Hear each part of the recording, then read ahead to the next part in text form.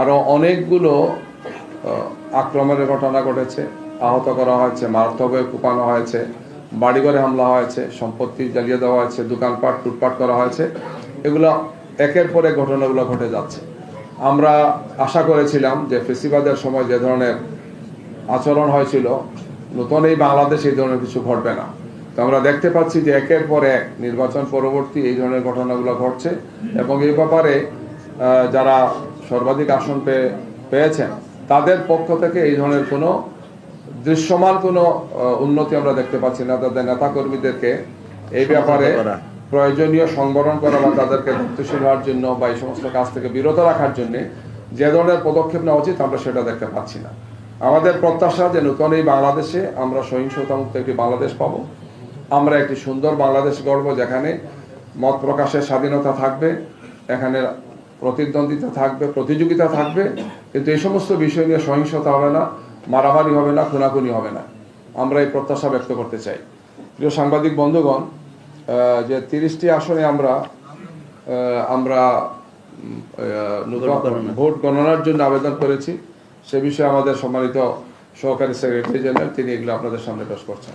পরে আমরা 6 নম্বর আসন নিয়ে কথা বলব। সম্মানিত প্রিয় সাংবাদিক ভাই বন্ধুরা, ইতিপূর্বে আপনাদের সামনে আমাদের সম্মানিত সহকারী সেক্রেটারি জেনারেল জনাব জুবায়ের ভাই কথা বললেন। আমাদের পাশে আছেন আমাদের কেন্দ্রীয় জাতীয় নির্বাচন কমিটির সদস্য সচিব জনাব মাওলানা আব্দুল হালিম সহ অন্যান্য নেতৃবৃন্দ এবং আইনজীবী বন্ধুরা, ভাইয়েরা, সম্মানিত আইনজীবী ভাইয়েরা, আপনারা শুনেছেন যে উৎসবমুখর এই যে একটি প্রত্যাশিত নির্বাচন এটা হয়ে গেল, একটি ফলাফল এসেছে। আমাদের কাছে সারা দেশ থেকে যে তথ্য এসেছে এবং পত্রপত্রিকায় যেটা প্রকাশিত হয়েছে সবই আপনারা দেখেছেন।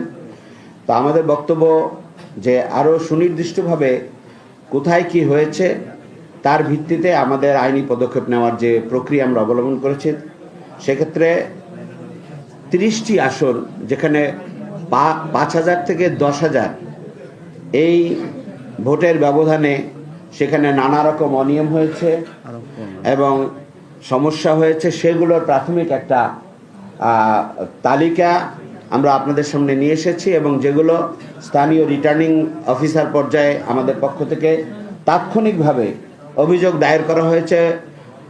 অভিযোগের দিয়ে সেখানে পুনঃ ভোট গণনার জন্য আবেদন করা হয়েছে, কিন্তু ইতিমধ্যেই গেজেটও প্রকাশ করা হয়ে গেছে।